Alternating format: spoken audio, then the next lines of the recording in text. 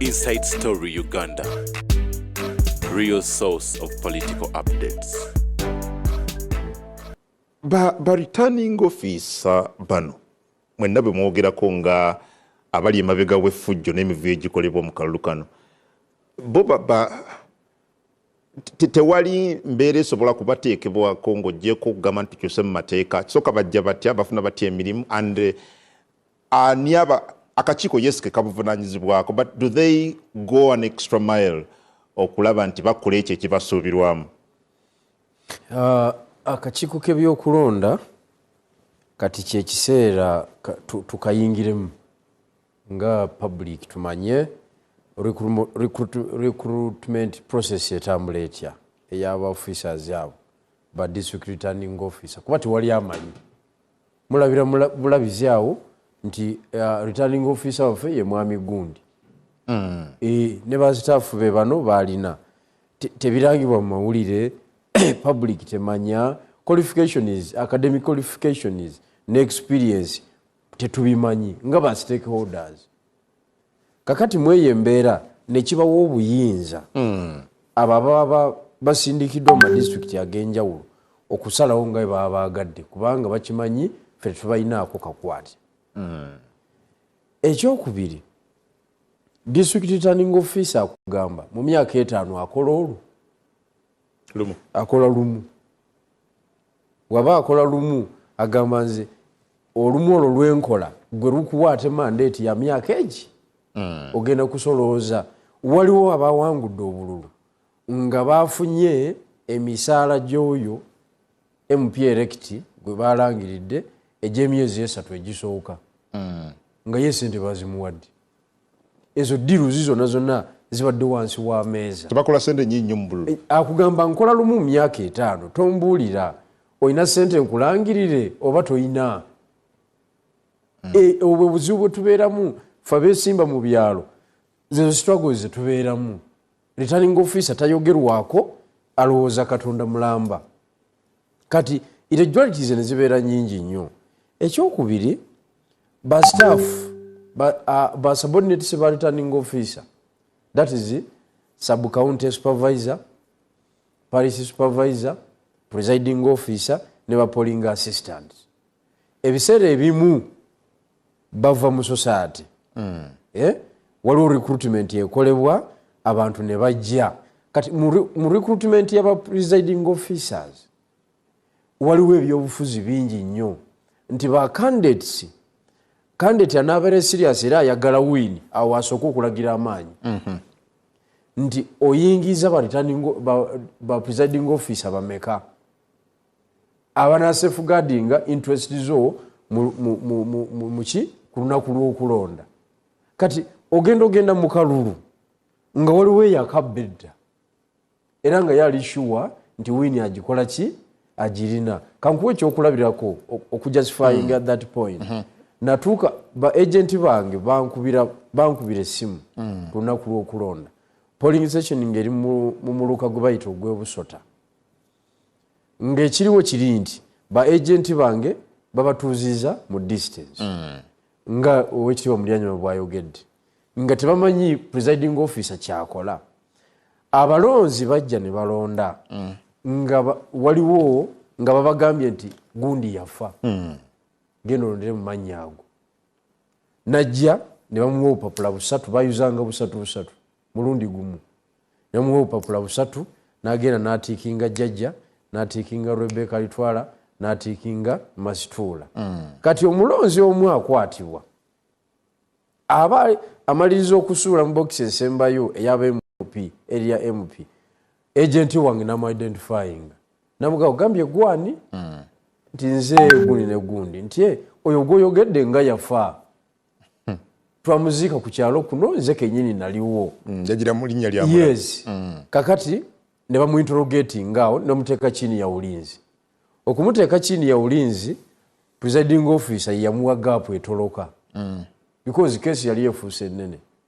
Kakati ne tuteekawo embeera awo ne tugamba okulonda kusooke kuyimirire tusooke tuyingire mu eno mata bameka abalondedde mu eyo embeera tugenda okulaba bokisi eringa ejjudde bameka abalondedde mu eyo embeera nga bayitirivu nnyo kati ye bw'okumunyigiriza nga bw'omanyi abantu b'ekyalo ayogera amazima bamugamba olonzaani nti noozi Yoweri Kaguta Museveni, noozi Rebecca Alitwala Akadaaga, noozi Masituula, eyo yonna yonna baasi. Okay? Kakati ne tweyongera ddala okutabuka n'okulonda kwennyini alooza abantu ono mubbi wa bululu yennyini naye presiding officer yamuwa wakola ki n'abomba. Kati returning officer bw'ajja ku polling station nzi yamukubira essimu nga candidate ne mugaa jangu wano abasirikale tebategeera ab'amagye nabo bazze tebategeerera ddala omanyi okuleeta military officer ku polling station eyeetaaga reasoning erimu ba stakeholders ab'enjawulo ate ye n'aleeta bya order no mutoka hapa ng'aleese bya mutoka hapa.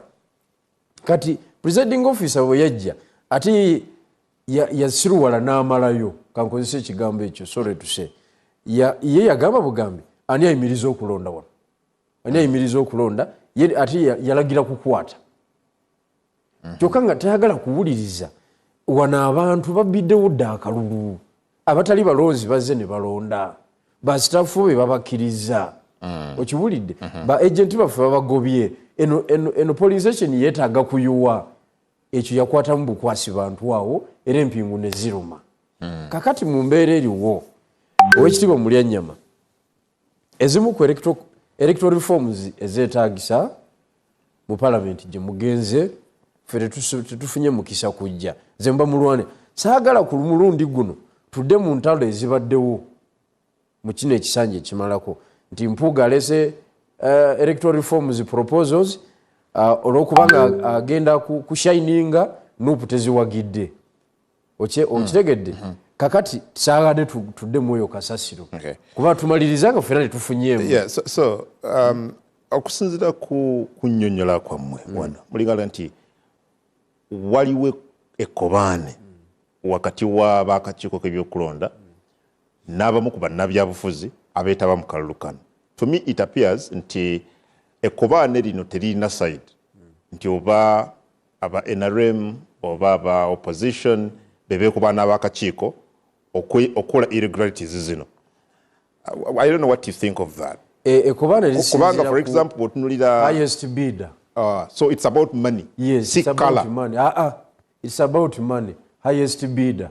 Because ngayo kugambye nti returning officer akugambye nti mu myaka 5 akola olwo lwabeera n'omulimu ogutegeerekeka kakati wadenga asigala afuna omusaala naye highest bidder mu kalulu ako of course era ebiseera ebisinga abeera wa NRM because kubye twakalabako bw'otunulira Kalungu East tutandikire ne mu West wenyine wa Honorable Sewungu wa NUP wali omusajja bamuyita Semakula ya Isima Semakula Ismail but still koti decision yayo laba nti yali mu favor ya Honorable Sewungu. You see ne bwogenda mu East olina Honorable Sempijja wa NRM then olina omuvubuka bamuyita Nkeretanyi wa NUP and again olaba nti ne decision eyo ya favoring Nkeretanyi. Anti omuntu awangudde abeeranga incumbent that matter bw'oba owangudde nga bakuwadde kali ka declaration form olina wojja 10 ekyamangu kubanga ekintu okikutteko kati wekiba kyetaaga miliyoni 10 olyoka opanuwe okuyingira store omuli obubokisi ekyo kyangu nnyo tewaliwo manerenda atawola MP erekiti aguse ziba zifuuse sente. So obo ina sente. It's about money. Thank you. Ultimately it's about money. Thank you. Haj. Yes, parliament ene ye 11 gwe togirimu ogenda kuba mu eyeje ye 12 but mu parliament eno waliwo ebiteeso ebyaleetebwa ebyokukyusa mu mateeka gafuga ebyokulonda baloso ne mu ssemateeka yennyini the individuals abaga nti tusobola genda mu kalulu kano nga tetukoze ennongoosereza zino ate amaloboozi agamu okuva ku ludda oluvuganya gavumenti ne gazikuba tetwetaaga nnongoosereza kati ennongoosereza si kyekizibu do you really think singa ennongoosereza zino zaali ziwagiddwa oba oliawo ne bano ku opposition ne bakola input mu zo ebintu nga bino twalibadde tetubiraba? What was the white lie? Okugamba nti yalemesa ennongoosereza okulonda tekutandikidde ku Nuupu.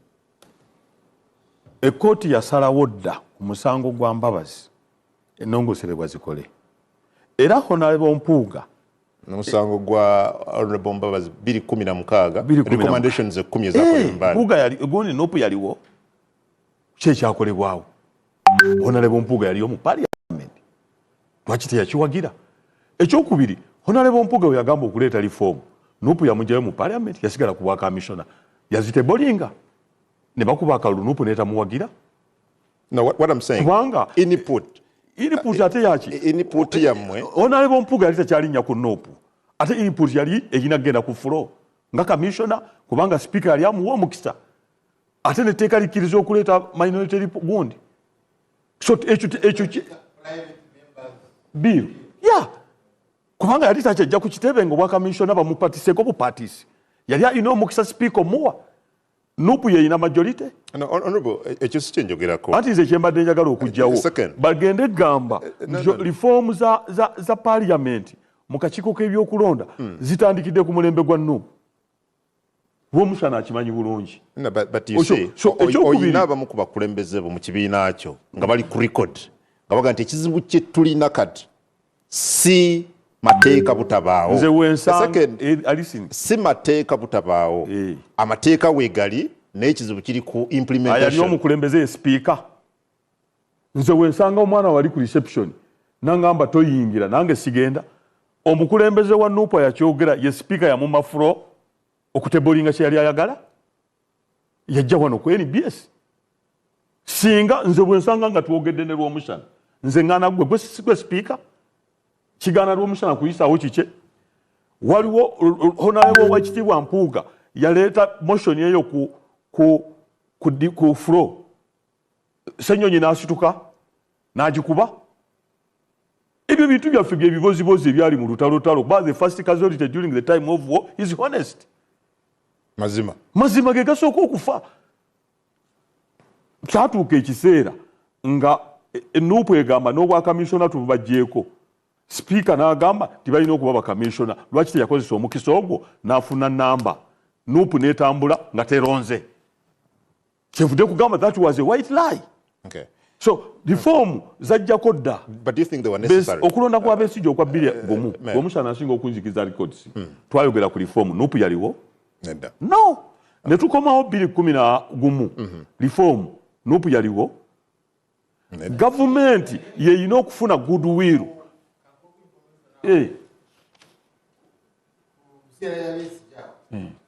Resolution yayita bw'abanga tebagenda kubeerawo reforms akalulu tukalemese. Biriki? That is 2005? 2005 Dr. Besigye atandika 2001 olwa yasembayo ne Mugisha Muntu 2016 around there, yes. Nga resolution it was hotel Africana bw'abanga tebagenda kubawo reforms akalulu tetukeetabaamu naye ate tukalemesa okubaawo. Tebeetabaamu ye yasooka n'okukuba Wakiso ballot papers tezaaliwo Jinja tezaaliyo Kampala yali talina ballot papers ye yalonda. Kankubulire sagala kwogera ku dokita wange kubanga ali mbizibu baatugamba wano nga Nuupu teriiwo teri kwewandiisa tugenda okulaba abakulu bonna nga balina endangamuntu. Do you remember? Nuupu yaliwo? Nuupu ya myaka 7 tubadde mu kulonda kana emyaka 2. So ekya Honorable Mpuuga tuleme kyekwasa mu Nuupu yalemesa reforms unless nga government yene efunye goodwill mu mitima negamba katukole ekisaanidde.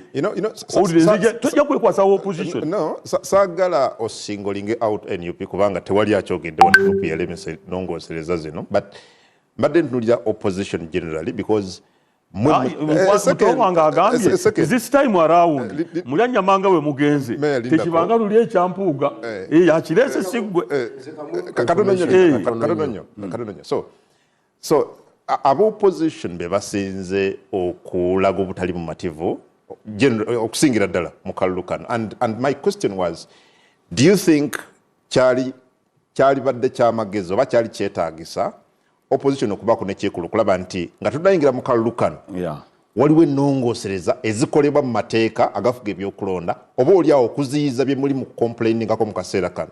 So ekintu kiri bwe kiti queries zonna zenzayizinze nebigirwa zaleese tezikwatagana na reformu zetwaliko zaba presiding officer nakuyingizaamu data kubanga kati ekiriwo kati mu kalulu kano tugenda kukola reformu mu recount reformu zaliki reformu zetwali twagala akakiiko k'ebyokulonda kagende mu public what kaleme kulondebwa muntu omu kati queries ezirese kati embeteza ziri kuba presiding officer and enderi yali reform no queries zali kuba diara form kyali kitagisa reform teka ziri reform era twagamba singa obwesimbu bubeerawo kankubulire obwesimbu nga weebuli nga n'akakiiko weekali nga tulina omwoyo gw'eggwanga gwe mutima gwe twalisa kubanga n'obudde bwali buweddeyo ng'ebintu ebimu bisaana biri constitutional byetaaga na referendum naye nga babireese si bwe kiri so tuleme kwekwasa kati queries ezazze mu bino ziri bwesimbu obwaba presiding officer nga totuuse na waggulu kuba justice y'abakama ba presiding officer nakunnyonnyola ali mu kalulu bagamba kamata wuuyo ekyo kyali mu ifoomu ya mpuuga ekyakamata wuuyo the answer is no. Okay. So n'olwekyo nga mmaliriza information gyabadde ampa gimpe information gye mbadde nkuwa owekitiibwa Mulyanyama nti bwana Mpuuga yali akyali leader of opposition n'akola kye bayita workshop e Munyonyo abakungu bonna ab'ebibiina n'abayita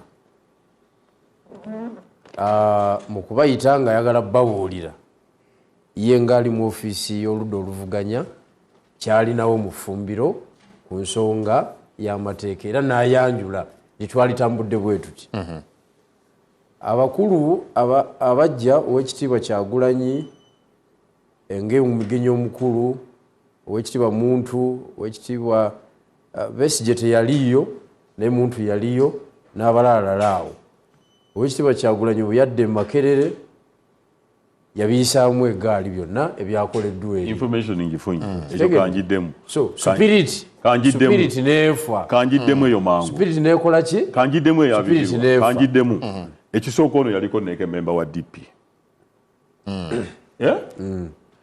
ene memba ng'alina ekintu ekirungi ng'ekyo asooka mu kibiina gw'oyinza okuba nga chief whip wa NRM ayinza okugenda bugenzi mu workshop nga tayagenzeko mu seeke kutegeeza seeke ye yakola workshop nga atuula ye vice president atuula ku neeke tabuulidde na banne wabula abayita mu workshop. Does it make sense? Gwe vice president gwe leader of opposition n'oyita buyisi banno nga osooka mu kibiina n'obagamba nina ekintu kyendeeta mu ffumbiro bannange kino ekibiina nekisooka kisengejja abamu bagenda na kyankwazi such development naye gwe togamba bugambi nti oleese president wo gwe gwotuula naye okyo oba kitegeeza nti wali wamulyamu dda olukwe gwe ositudde abantu kubanga ofunye omukisa ogubatwala emunyonyi ewa Sudiiri batule mu bwotebe bakyuke okozesa advantage eyo okola accountability. So nze kyekyo kyenkugamba nti ono yaliko ku neeka amanyi we baleeta ebintu neya nuupu nagiriko neya nuupu yagiriko kati wagenda tosooka kuteeta kintu mu neeke yali mistake. Wabali Haji wabali atulaba ku NBS TV already tumaze okwegattibwako omukyala Justin Namere ono nga embaka wa parliament omulonde omukyala ow'ekibuga omubaka wa bamulonze yes omubaka wa parliament omulonde omulamuzi gwe yayangiridde. I would expect that from him. That's no. Omulamuzi gwe yalangiridde ekyo tulina kikkaanyaako tannalondebwa naye omulamuzi gwe yalangiridde ekyo olina okusuubira mu wa nuupu era oyo ayise tesiti ya nuupu ekyo kye bali dibeti eteeka okubaawo dibeti eteeka oyo amaze okubaawo okuyita tesiti ya nuupu dibeti eteeka okubaawo omulamuzi gwe yalangiridde omupiira wamushana omupiira gugenda mu penalty guba gugamba ki bagenze mu kakodyo ako okusimula penalty ono yagenze mu kakodyo ka kusimula penalty tanalondebwa mukyenda gwagaanye Muyanyama kati kirizo ly'ebijanjaalo etteeka ligamba anti Muyanyama mawuliriza results returning office asobola kuzirangirira ne kooti esobola oluvannyuma okulondebwa when you do recount kati njagala bona agendera ogende ng'obitegedde when you do recount kati alangira is a chief magistrate kati bwe yalangirira nga returning office nange kyeŋŋamba yalangiriddwa atalondeddwa ate babadde babala bijanjaalo sirya lw'omusana nange sinamugaana mpo muzindalo gwange atulaba wamma leka nyanjule kankole emirimu gyange sebo twegaddwako mbaka wa parliament omulonde omukyala w'ekibuga Masaka muna NRM honorable Justin Namere kati olinga tomustopinza agambe gwe baali babbi lwaki nze gwe ostopinza tukwaniriza sokola busoko batulaba baroso otubulye n'embeera yabaddewo amaaso gonna gabadde Masaka abatulaba mwebale nnyo mwebalire ddala. Thank you for tuning in. Obwenda mukubira amasimu honorable nga tetukulaba era mukwano gwange Adam Kungu olina okumpa ekirabo. I have diverted a lot of traffic to this program. Thank you for making banja obwedda balinda Nameereju ntuuse of course nva Masaka gye nkiikirira abantu baffe babadde balina mbadde nyina okubaziikirako emikolo mingi nnyo ate buli omu ampita ate buli omu ayagala mbeereyo. So kwe kulaba nga mbatuuseeko essaawa bwe ziti lwera oyo takyasoboka bulungi kusomoka luli twamusomokangiranga eddakiika 3 kati wa ssaawa 2 kubanga owekitiibwa president okwakola ekisoboka okutereeza oluguudo olwo n'okulugaziya. But I'm here. Bannayuganda balina ssente nnyingi balina amamotoka mangi n'olwekyo enguudo zaffe zonna zijjudde jaamu. President akoze buli kisoboka, you know, one of the signs nti munnaye abantu akasente kayingidde luli jaamu abadde atandikiranga maya kakati atandikira katende abantu balina sente. But now I'm here. Nameere mukyala si musajja leka yeeyogerere waali. Kakati basebo ne bannyabo tontereeza weebale nnyo basebo ne bannyabo tugende mu maaso mbadde mbabuuzaako mikwano baŋŋambye kubabuuzaako muli mutya, how are you doing, mwebale okulonda akalulu. Bannamasaka City, a special salute to you. Mwebale nnyo mwebalire ddala okumpa akalulu akangi akaali kabbiddwa ne muntuma nti genda olwanirire obuwagizi bwaffe ne mbulwanirira era ne mbukomyawo. Of course Adam Kungu n'abatulaba one of the problems ekimu ku bizibu by'eggwanga lino si bibiina bya bifuzi pase but stewardship. Stewardship kyekitawaanya eggwanga lino. Discipleship, ani alambika eggwanga. Olabye nga naakatuuka wano omusajja mukulu alipidde bulippizi bakulangiridde bulangirizi kati ekyo kyebasize mu baana bali abato wuliriza ekyo kyebasize mu baana bali abato abali innocenti abagamba nti ffe katugoberere ekibiina kya NUP babasigamu ebintu nga bya ganging. Jukira ganging politics taba na future kuba kakati ne kooti gye babagamba nti tugenze mu high court babalaga nti bagenze mu high court naye bino ebyo babagamba byonna bya buki bya bulimba. Kati kye bagenda okutomera mu high court lw'omushana kyakoze bagenda kutomera omulamuzi wa high court nga ye tali mu byakuleekaana. Ababuuza omulamuzi yagoberera kino ntiye yagoberera na kino ntiye babagobeyo bakomewo bakugambe nti kooti mbi lwesalidde mu favor yaabwe eba nnungi era naawe awo ku name tag ku tag ebadde eyitawo ku MBS ebaddewo nti Nkerettanyi naye yataasibwa kooti. Favor we yagendera mu Nkerettanyi nga Nkerettanyi kyayagala kooti kyesaze kooti lwesalanga Sewungu kyayagala kyesaze olwo eba nnungi. Lwesalanga Nameero wa NRM kyesaze kifevalinga wa NRM olwo babi olwo balidde kati ye politics bwe batambuza. Okay, then honorable munnyonnyole ki ekyabaddewo bw'abanga yakulabanga omubaka eyalangiriddwa atali mulonde olina kumusomesa busomesa ategeere. Okusomesa abo weetaaga emyaka mingi. Okusomesa abo weetaaga mingi genda maaso ne program. Linda ku katono kanyambeko omukyalo ono. Ntonyambako nze mumanyidde nina ekiti kye mumanyiddemu. Nze sinawakanya kooti temulangiridde okujjawo nga simanyi Luganda. Seesimba omukalulu nagenze bugenzi mu kooti temumanyidde Coach CM mulangiridde. Mulyanyama wakakyusa amanya emirundi esatu. Wagendera ku mateeka. Ono nze mumanyidde mu kiti kirala. Mulyanyama wakakyusa amanya emirundi esatu. Ngokola zisimanya affidavit. Naye waba yayise gye yayise mu Kamoli. Waba yayise gye yayise mu Kamoli. Wakoberera mateeka nganze bwe nagagirizeemu. Waba yayise gye yayise mu Kamoli okufuuka omubaka. Naawe amanya g'okyusiza emirundi esatu. Ng'olayirabirayiro bya kooti wayigakyusiza mu Kamoli. Muyambeko kintu kimu. Njagala muyambeko kintu kimu. No, Adam, what is good for the oluyombo good lwa is social good for media the lwe yalina luli mu atoleeta ebyo. That's not oluyombo lwa social media nze gye mumanyize ne Farida. Omanyi embeera ze ez'okukyamuka kyamuka. You are above that age. Oli above that age. Nate naffe mutuyambe kati nga ffe mutwetengana balw'omushana.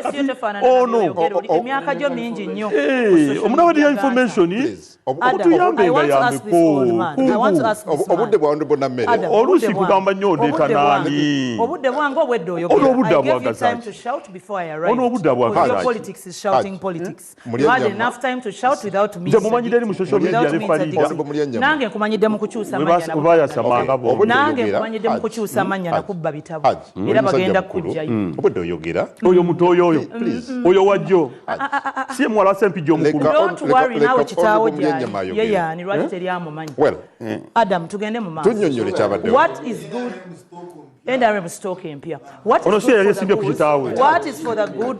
Semwe simbangako. Nga bwe nkugambye, he's an old man. Atambuza bulimba, tayagala kukkiriza, amanyi nti politics kwasama. Banange politics si kwasama. Adam, singa politics kwali muleeta. Bana abasajja abakulu, politics gwe bazanya. Ono si yasimba ku kitaawe. Singa sesimbangako ku musaize. Yasimba ku kitaawe. Sesimbangako ku musaize, don't point at me. Don't point at me no studio si ya nyoko. Ati buli byayogera. Buli byayogera. Muleeta abalalu. You will shut up and I will speak. Muleeta abalalu. Naye mu mbeera etadde obunkenke mu bantu bangi, and I need to get back to you mukyala Namere. No, nja kudda. Kiki kyennyini ekyabadde e Masaka kuddamu okubala kuno nga bwe twakulabye? First of all, ekizibu kino, it's a problem emanating from the Tally Center. Amaaso gonna abantu bagatadde ku aftermath. Naye abantu, the silent majority, kubanga let me convince you, era kankikutegeeze, togwamu maanyi. Wadde mu Uganda abantu abatategeera baleekaana nnyo. Naye abategeera bangi lwakuba tebalina nnyo maanyi galeekaana oba tebalina nnyo bwagazi buleekaana. Naye nga people who reason, people who bother to reason, bangi. Era bangi bagamba nti omulamuzi ono bwe muba mumunenya lwaki yakoze recount olwokuba waliwo akabokisi akamu ke yasanze mu koona nga siiru mmenyefu. Actually the seal was there naye nga mmenyefu. Ate ono gye byatandikira returning officer Nadduli eyabala yazibala bokisi 11 naye n'agaana okutaalinga obululu bwazo ng'ate wiini za polling station ezo 11 wiini zaazo zonna zifavoringa Namere. Ate ye Nadduli eyasanga 11 out of 314. There was another 9 waliwo polling stations endala 9 ezaali nga DR forms ezize n'ezange n'ezaba opponent zonna tezaaliko mikono gya presiding officer. Mpulira abantu nga balipira kesi ya Ngomanjine versus Byanyima. Ekimu ku byasalibwawo mu musango ogwo abamu tebamanyi nti gwagenda ne ku court of appeal. Anti nagambye bino abaleekaana balabanga be bamanyi naye tebamanyi. Omusango ogwo gwagenda ne ku court of appeal gwatandikira ino wansi mu magistrates ne gudda ku high court negenda ne court of appeal. Naye ebimu ku byasalibwawo mu musango ogwo nti terulibaawo kutaalinga kintu kiva ku DR form etaliko mukono gwa presiding officer. Actually lwakuba nti polling stations nyingi nnyo naye kyalibadde nga presiding officer yagipresent nga yagitusomera n'ogitusomera biki ebyabaddeko. Twalina polling stations 9 nga DR form zaazo teziriiko mukono gwa presiding officer. Ne tuvaayo n'endala 16 nga ziri altered. Direct altering nti Namere yafunye 9 ne basazaamu 9 neefuuka 4. Namere yafunye 139 ne basazaamu akamu ne zisigala 39. Kyokka ate ye Nalubowo wa Nuupu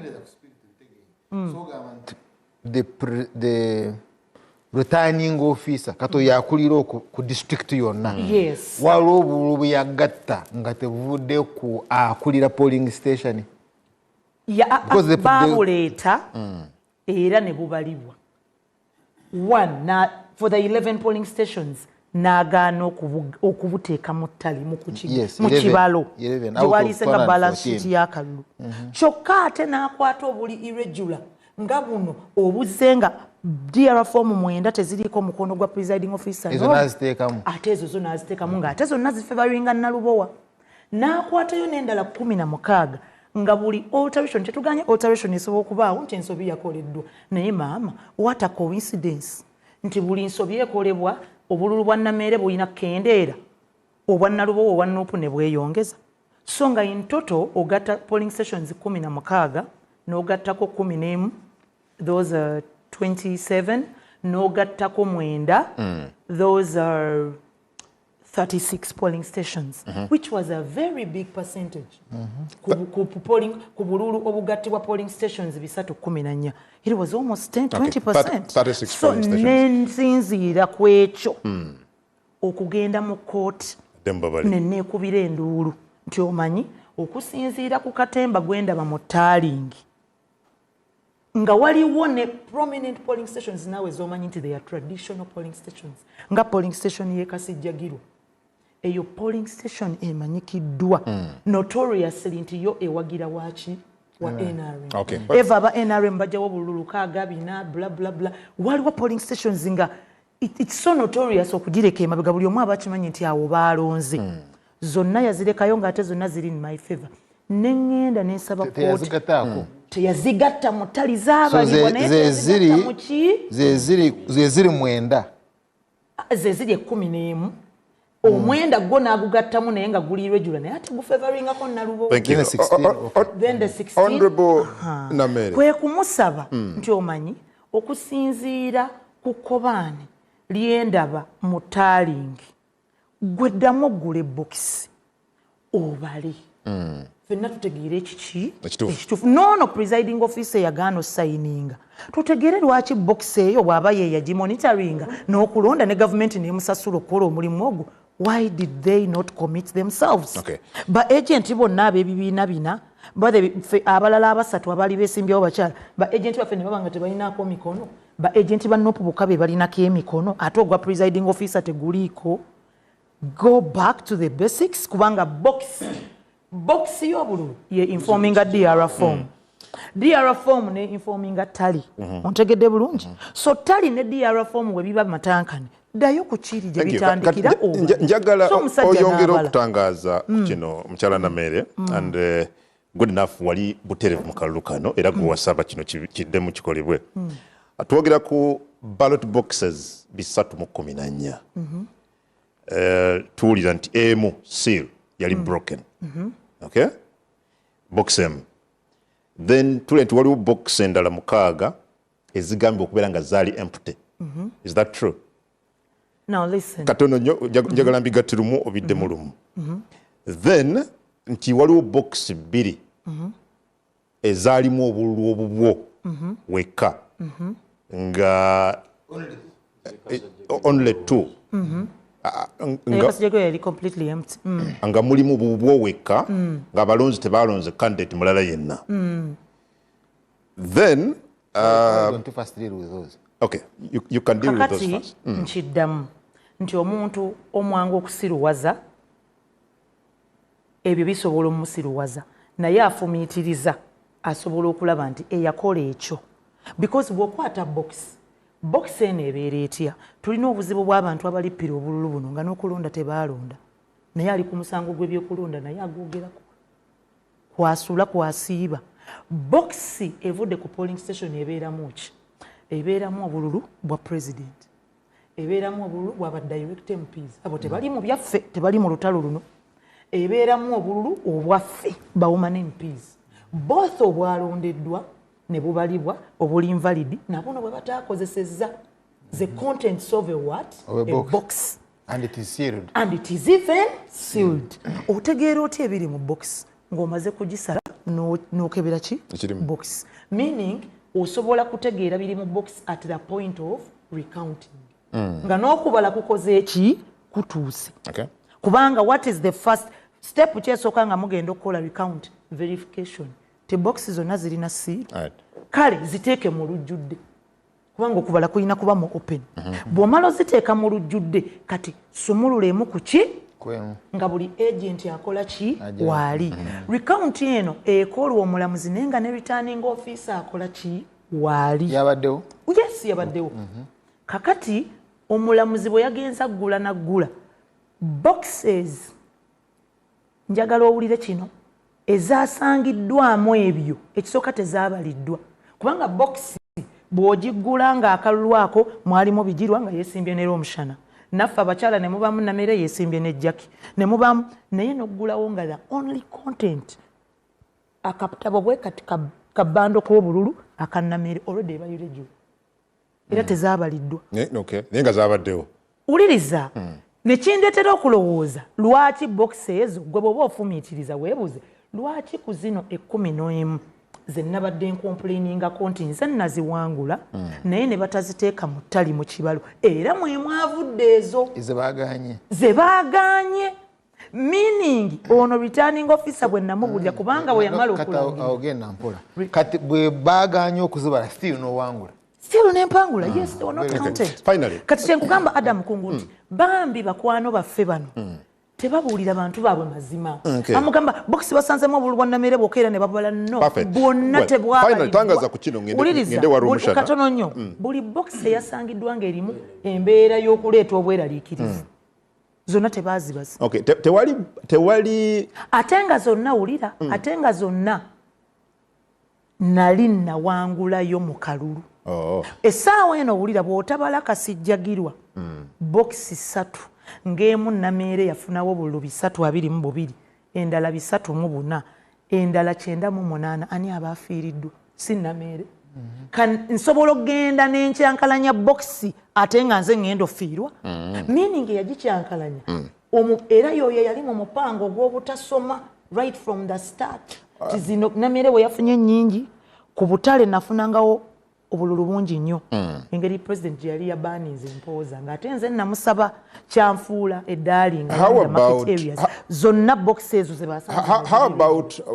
katono nnyo mpa time mmaleyo meaning ono eyagenda naggula bokisi ezo azikola ekyo era yali agenderedde kusuula ani nameere they knew nti nameere muggusa nsonga bw'anaagamba nti ngenda kugoba ku recount ajja kgenda mu kooti and they knew that my reasons are valid era bajja gimuwa so kye baakola kwe kunnindira ku side ya recount the other side of the river tikale ne bwanajja mu recount katubuzeebuze bokisi ze ezimu tuzikaze nga temuli kintu strictly tetwasanzeemu box eyina bizibu ebyo nga ku DRF omunalubowa yali yawangulayo nno zonna ezaabadde n'ebizibu ebyo actually at some point I got worried ningamba kakati baakatta bokisi 6 zonna if they had been counted nga DR we ziraga kumpi nyinayo obululu 2000 so what's going to happen naye mukama n'asasira nti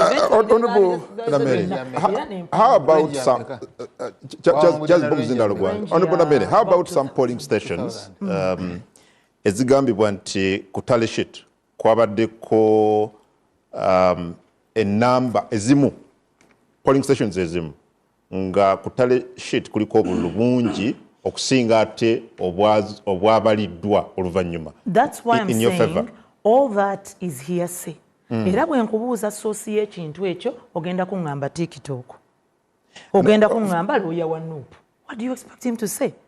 Njagala ompe sosi y'ekintu oŋŋambe nti ku bantu ababadde babala oba I have empirical evidence nti ne video yiino obululu buno baabugasse ne bagatta na buno nga ddala bungi nnyo balonderayo ebyo ebintu bya hearsay. Okugeza waliwo polling stations ze banokolayo okuli Bunyonyi A, Munyendo, Bunyonyi teriiyo, Binyonyi, Nyendo Mukungwe division nga tally sheet eriko obululu 339 bwe bazzemu okola recount ngo 81 then ne banokolayo ne polling station endala emanyiddwa nga Kimanya P7 primary school Kiteredde ward Kimanya. It is called Chimwanyi. Okay. You have misinformation. It's okay. Wali badde oyina tally sheet eyo nondaga. Wali badde oyina the new tally sheet ng'oyina the old tally sheet. So nondaga. So tewabaddewo polling station yonna. Honorable, because tewabaddewo you're polling station yonna mu kurecountinga ng'erina nga basanze obululu bungi nnyo ku bw'abalonzi abaliyo. The chief magistrate akola omulimu guno ng'agukola ne returning officer. Oba nkiddemu oba nkikubemu oluyimba. The chief magistrate olaba honorable Romshana watudde wabeerawo chief magistrate nga Nameere honorable wentudde watuddewo returning officer. Tasobola kukkiriza such an irregularity. Thank you. Kyenjagala kive mu ddiiro honorable. So tewali polling station yonna bwe bazzeemu okubala ne basanga obululu butono ku obwo obuli ku tally sheet. Mukwano gwange nkubuulire. Obuli ku DR form obwawandiikibwako ku DR form. Kyekiraga abalonzi abali mu kitundu. Ennamba y'abalonzi eragibwa ku parking list. That's why I'm telling you, abantu abali mu kubuulira ebintu bino, they are misinforming you. Bali mu kubabuulira ebintu nga bya bulimba. Okugumya abawagizi ba NUP. Listen, kubanga reality gye batayagala kufeesinga nti owa NRM yawangudde akalulu e Masaka. Mwami Romshana, yingiriramu wano, obadde very attentive, owuliriza n'okuwandiika. I don't know what you have to say now, ku by'owulidde. And you see, ensonga esooka yandibadde nti akalulu ke balonze bakayise mu kyuma. What they call the scanning. Now, kino kyandibadde kiddamu question yo nti abalonda wano balirina kyoyina ku DR form. Toto y'abalonzi bonna abalonze balirina. Now you don't have that. Ekyo kimu. Ekyokubiri, media narrative eriwo ate gy'olimu naawe yegamba Masaka ya opposition. Gye ndimu nange. Seemingly. Masaka ya opposition. Therefore, ono okuba nti bamulangiridde ayina okuba nga yabbye. And because we have that bias, and I've been in correction of data, intelligence, and everything, botandika ne bias okutuka. Kyora mbadde nnoonya nsonga ky'omulamuzi ze yasinziddeko okukkiriza to do a recount. Because there must be a plaint. Ono awaabye ayina okuba nga yawadde reasons. N'agamba nyina kino na kino na kino na kino, please let's recount. Then bano abamuwakanya. In other words, ayawangudde naye n'aleeta ng'awakanya. And with evidence. Now, you see, we don't have that. Katuyara agambye oyina polling stations 11 out of 214. Bisatu 14. Bisatu 14. And there is this irregularity. Certainly, our evidence. Kati ayandiso kujufuna. Yonna gye tuvudde should be the media. Now, you cannot tell me nti mwe media, because tutaenda kwogera ku media houses endala, kanjogere ku iyo. TV zonna z'oliko nti tonaba capturinga kino n'okituwa. Because this irregularity ya Uganda, if it can happen in Masaka, then ekyabadde bugangali bwambala lw'enshama eri yenva ku mupaka, what is it? Kati bwagamba nti wano kutale center, you have a returning officer ng'asobola okuyingiza obululu nga tekuli mukono gwa presiding officer. That's a disaster. It's a disaster. And kirungi nnyo nti kyabadde kuggwe. Because singa kyabadde kubali naawe twabana badde babakwata nga batanga odooyi ne kifiira eyo. So bw'oba ogamba nti owa opposition asobola okumanipulatinga ne babba bwe bati, if they have this evidence, seraba ngeri gye bawona mukulu Museveni. Because agamba mubba. So bw'oba ng'olina the returning officer at a district or electoral commission ng'asobola okukkiriza n'agatta ebintu nga tebisayiningddwa, I mean, it should be a lie. Katugwanda badde mulimo gwa you the independent media okugendayo n'ofuna kino n'okitulaga. Thank you. And it is part of the court record. Then kyatuyambyeko and kyenjagala contradicting because atalisi no use candid. Obululu bwe bagamba boxes zaali tampered with. Babu baze onedda. Kati wabanga tebabubaze bali baviriddewo ki omukyala nalubowa. Yes, because ogamba nti eyo it is tampered with. Okay, if it's tampered with tetugenda kugibala. No, is it tampered with? No, debagibala still no losing kati losing uvirawo ki. No, bo baganye kuba part of that recount from the start. Nabadde njogera ne council. But it's not their case. Council Moise nagaffe tetuli kitundu. Chenga, you see, recounting, recounting is yawe. By the way, under this law, tebasobola kuteka ya application for a recount nga totaddeyo security of costs. You have to put there security of costs. Nti bweguna akuwangula, bwolemu okuwangula, oli omusasula. So they are entitled to money. Thank you. Kakati omusango gwono ono yawaabye kooti ekkiriza gegamba bye baakuwa si bituufu jangu olabe nti ndidi bye baakuwa bituufu. And wogambye nti ballot boxes are tampered with kale katuzireke still n'ogenda kati wagenze for what reason? And honorable, just yes, point of correction. Yeah. Ekyo tebabalimba nti tebabadde part of the recount. It's a very big lie. Babaddeyo era omu ku ba notable agents abannalubowa yabadde Moses Kibuuka. I think he's some sort of PA ku Jill Senyonyi. Abadde yeesimbye ye Masaka ku division mayor naye wa NRM yamuwangudde. Division mayor Kimanya Kabonera yawanguddwa one of the young NRM cadres bamuyita Moses Mulinde. Yaliwo mu recount katono nnyo. Recount we baba banagikola tufuna attendance. Everyone who has participated so that tewegaana. So they signed. They signed very well. In the videos they are there. Buli kimu weebali katika nkujire. Even some of the irregularities that some of the boxes that were annulled, they are the ones who raised it.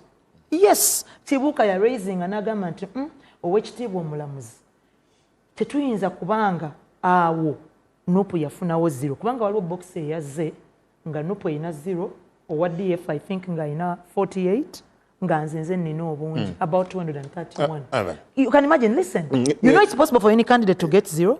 Listen, no, tulina okujjawo buno bulimba. No, abantu abo babaddemu mu recount. Omusajja oyo Moses Kibuuka yagambye omulamuzi. Ne tukaenda ne tugaba naye. Kyogamba mmwe it's not possible to get 0 anyway. Naga nedda. Na chronological order nti nedda olaba lwaki 0 tesoboka. Omusajja yakutte box yonna n'atajibala. So let them not lie to Ugandans.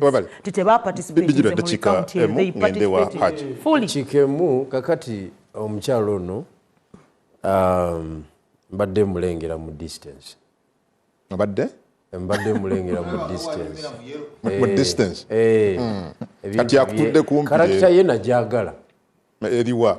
Karakita ye that aggressiveness. Mulwanyi najagala era emikutu gye mbadde ngoko ennaku zino nga mbagamba nti omukyalo oyo munoonya. Naye kati leero omulabye ndowooza tujja kweyongera okwogera. But ekisooka as a leader oteekwa okweprogramminga because program eno nnene, TV eno nnene. Bw'oba onojja Kampala toyinza gaa nti ojja simbula Masaka saawa 2 ojja otusange wano tekijja kusoboka ekyo next time. Naye leero tukulinze kyovula oyagala oyogera obudde bwonna naye ng'obadde n'obudde. So eyo gye mugenda ekyankwanzi gye mugenda ate nawe oli advisor wa mulala sobola kumpa bwa advisor kakati gye mugenda ekyankwanzi waliwo course ze mulina okuyingiramu ezikomparing omukulembeze n'avaayo nga wamutawaana nnyo. Oyogedde ku gangalism and ganga stars. Okimanyi tolina moral authority kwogera ku kintu ekyo? Mpa ensonga. Ezo ensonga lwaki nkwagala? not because nti oli mukyala oba onyumira mu kamera but wave Masaka n'ojja Kampala n'okola ya activity n'oddayo activity ya gangarism era you were gangster kakati toina moral authority gangarism ya NUP yali yabyabufuzi wajja watukubamu omuntu we Kampala wano nodde Masaka mu matooke okiwulidde aliwa yenna yali mukazi oba musajja yali mukazi bw'osuula omuggo omwana ayinza okuwa politics wa gangarism bw'ozanya yes you are part of the character ya NUP gyo questioning ekyo kyo mukola ki yes kati nga tuzze ku nsonga ey'obubokisi ensonga ya recount ebizibu byofunye Masaka nange binafunye Kamuli era enkya tulina recount unfortunately sinze yawaabye but one of the contestant gwe twalina mu race yawaabye tomorrow morning tulina recount kati kyembadde nyala okumanya mu keesi yo ba presiding officer abatapendinga signature ku data forms bawa nsonga ki because data form eriko space niwaba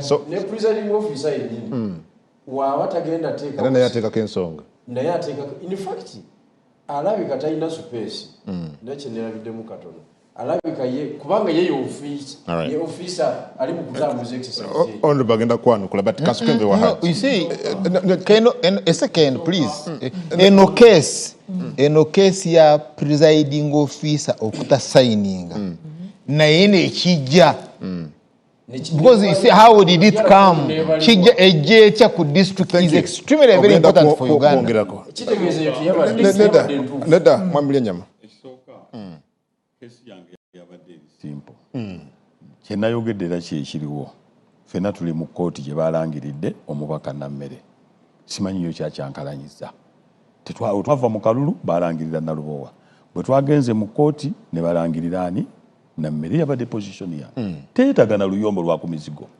tyonayagala bwana buto obona yagala bukulu kubanga yabadde position yange era kyetuliko kya ekyokubiri okuddamu okubala obululu returning officer yabadde mupya RPC mupya buli omu mupya for special case kutuukiriza mission ekyokusatu bw'obala obululu bw'abapapa kutuukiriza mission ki eyo system egwewo balangirire bw'olaba obululu obwabalidde obwaba MP omuntu asooka kalulu ka president obwa president butono okusinga obwaba MP waliwo omuntu ayise ku box yaba president kubanga yabeera principal twogera amazima osookerako akalulu wabula obululu obwazzeemu ne bubalwa bungi nnyo ate okusinga akaki obwa president ekyokubiri data form zonna ze ba presentinze zabadde photocopying omusajja byayogera tabitegeera banange loza mwagaidinze nasirise ono kyovola bawakalakata abadde amutwala mwe mulemeza wano wakalakata abadde atwala omuntu I'm not going to sit here otambuza obulimba the reason why onabuziza ekibuuzo lwaki bakona tatwala omuntu the reason why ono omusajja teyasoma yakakyusa ebitabo mirundi byenjogera yakasoya linga byenjogera okufumbira obwana obuto n'ebitabo bye yagula mwami Suga musajja mukulu ate wadde gw'omusinga oyagala ntwale gwe omukadde wa sirimu oyagala ntwale gwe omukadde parliament mugenda kuteesa nuko ekyo kyekola ate nze sikkiriza I am a fire kind of leader sikkirizako kamanyiro k'abantu ba nuupu sikakkiriza mwene bskmasaka kanziziremu gwe kyekimulumi oyo omusajja yakakyusa asatu ez'ebitabo oyagala akayane ne ballo lawyers abakazi about abakulu legal n'okuba n'obwana matter. obuto Wagambye oleta George Musisi wano. nenze oteekeramu bwereere yayogedde n'ensirika mwakoze ensobi onafaana mukalakata makona lwaki totwala omuntu oli awo makona twala omuntu wo Not there. Yeah, but Wandi Cow. No. That goes below the belt. Ate wamulesa okutesa ebintu ebiri serious. Kati nawe wonyini the next time sieve. Mufunire nga abantu ba level ye bobo muleta nabo. Kubanga teyasoma, you can tell it. But he listened to you. Ate se buli atasoma ntategeera. Naye ye teyasoma n'okutegeera tategeera. When you, abantu babuuza ebibuuzo, let me answer the You're questions. going to answer. Temusobola But if people ask questions, ate no at the same time. So you know, amalirize, they know them. Honorable Munyenyama. I'm not going to note any garbage. Kanziremu ekibuuzo ky'omwana. ng'omuntu asoose mu bammeeya I'll get back to you. Because what do you want me to note, Adam Kungu? ng'omuntu asoose mu bammeeya emyaka 10 nawuliriza Please, get a mass.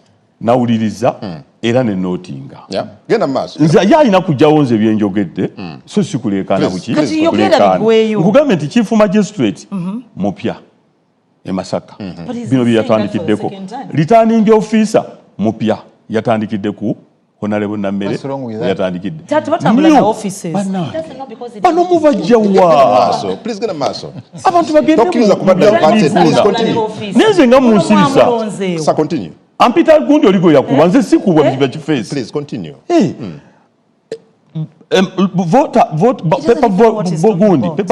papers ez'aba voters eza president ntono nnyo okusinga ez'abano we batuuse okubala obululu baleese photocopy nga n'okusayininga si sayininge ebyo byebintu bye tujja wano tukubaganyeko ebirowoozo si kwasama bwasami nga biri ebansamba sorry anti nakyo kikuwalirizo kivumamu so n'olwekyo twagala bino tubitangaaze omanyi yalowooza kati katubitangaze owulidde tutangaale balooya nga nawe information bw'ogireeta kuba yagadde okukozesa omukisa guno omanyi wooba olimba oyogera bingi era gwali mu byogero wabadde olimba ayogera bingi ekyokusooka yaleese photocopying Which photocopy? byala foomu ze talina oligino ebyalo by'omubuulidde byabadde yeewakana mbweyo tebiriiyo gyebiri I corrected the names okiwulira Ya corrections Kimwanyi mu kifo kya Kimwanyi. Kimanya. ekyo kuba tokitegeera era omulimba omulaba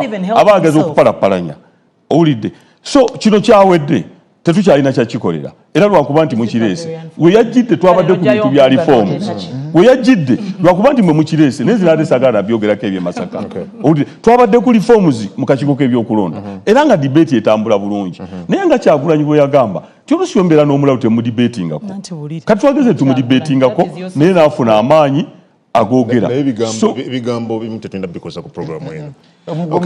so n'olwekyo nze nyinza okuba omanyize Katonda yantonda nasamba mupiira nsamba box to box kiti kamala akimanyi owulira so n'olwekyo nze byenjogedde byenjagala naye kati asooka asirike malirizo malirize sooka omusirise Seconds 10 kange ndi 100. sooka osirise